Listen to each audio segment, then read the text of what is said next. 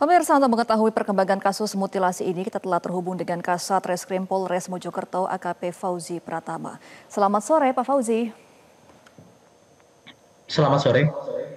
Iya, Pak Fauzi, dari 33 adegan rekonstruksi diperagakan, apakah ada fakta-fakta baru, Pak, ditemukan dalam kasus ini?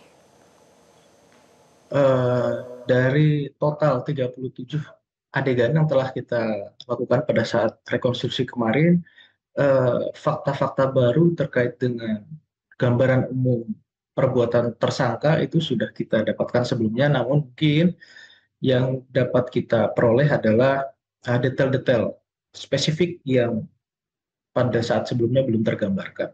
Namun dapat kita ketahui secara lebih detail pada saat proses rekonstruksi di TKP langsung. Oke, baik, 37 adegan diperagakan ya, Pak, oleh tersangka. Jadi motif tersangka ini apa, Pak? Gimana? Motif tersangka ini apa? Motif tersangka yang disampaikan oleh tersangka kepada kami tetap konsisten, yaitu tersangka merasa sakit hati, terasa tersangka sangatlah kesal, emosi yang sangat berlebih dan menumpuk atas perbuatan dan perilaku yang dilakukan korban kepadanya. Kemudian peristiwa yang terjadi pada malam hari itu men-trigger tersangka atau si pelaku ini sehingga emosionalnya sangat luar biasa, dia meledak sehingga tanpa tanpa sadar atau mungkin secara sadar dia langsung berniat ada serangkaian langkah perbuatan yang dia pikirkan untuk selanjutnya melakukan eksekusi pembunuhan kepada korban. Baik, berarti bukan pembunuhan berencana begitu ya, Pak Fauzi, ya, yang dilakukan oleh tersangka? Pembunuhan berencana ini nanti perlu kita dalami kembali, Mbak, karena rangkaian peristiwa ini tentu tidak serta-merta. Karena dari sejak dibukakan pintu sampai dengan terjadi eksekusi ada jeda waktu di sana, yang mana tersangka ini bisa memilih untuk melakukan atau tidak melakukan suatu perbuatan. Oke. Sehingga perlu kita dalami dengan serangkaian pemeriksaan yang lebih mendalam, kemudian juga nanti kami, bila mana diperlukan, kami akan lakukan pemeriksaan kepada ahli. Baik, dari kesaksian tersangka Pak Fauzi, sudah berapa lama dia menjalin hubungan dengan korban? Berdasarkan keterangan daripada saksi, kurang lebih 5 tahun.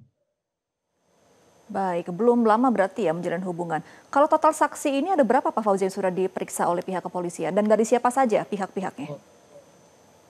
Ada beberapa pihak yang kita minta keterangan, yang pasti yang pertama dari tetangga, di mana tempat korban dan tersangka ini tinggal, kemudian dari saksi yang menemukan pertama kali di TKP Pacet, dan juga beberapa warga di sana yang turut juga melihat, mengetahui terkait dengan TKP tersebut, kemudian beberapa saksi yang sekiranya mengetahui kepergian dan kepulangan daripada tersangka, serta dari pihak keluarga untuk menegaskan bahwa betul bahwa korban tersebut adalah keluarga daripada korban.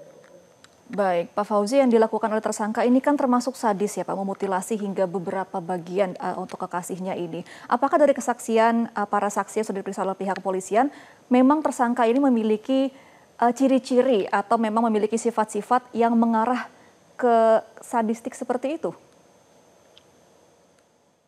Pemeriksaan kami terkait dengan eh, perilaku dan karakter daripada tersangka ini belum terlalu mendalam, namun ada beberapa gambaran yang kita peroleh bahwa eh, tersangka ini memiliki karakteristik yang pendiam. Ada juga yang mengatakan bahwa tersangka ini cenderung introvert, tidak terlalu aktif bergaul, tidak memiliki teman dekat yang menjadi tempat dia bercerita, namun tetap akan saya lakukan pemeriksaan psikologi forensik untuk nantinya kita bisa mengetahui lebih jelasnya bagaimana kondisi psikologi daripada tersangka. Oke, kapan Pak akan dilakukan untuk tes psikologi forensik kepada tersangka ini? Dalam waktu dekat akan segera saya laksanakan. Oke, baik. Kalau dari keterangan pihak sisi korban, Pak Fauzi, apakah mereka juga sudah mengenal tersangka sebelumnya? Keterangan dari pihak Dari pihak korban, apakah keluarga korban atau kerabat korban, apakah keluarga mereka sudah korban. Oke. mengetahui? Huh?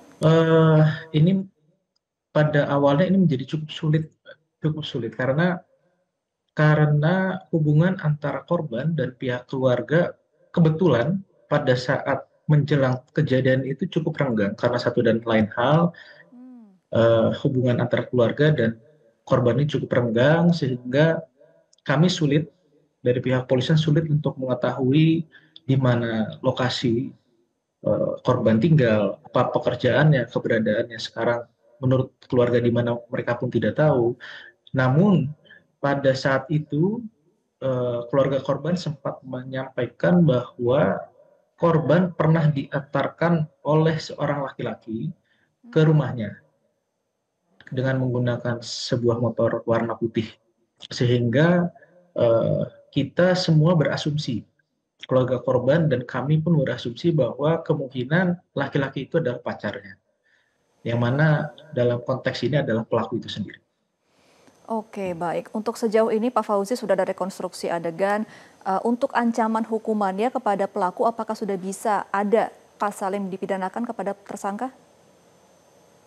Pasal yang kami persangkakan kepada pelaku tetap dari awal, yaitu pasal 340 dan atau 338 KUHP, yang mana ancaman hukuman maksimalnya adalah pidana mati dan atau pidana penjara seumur hidup.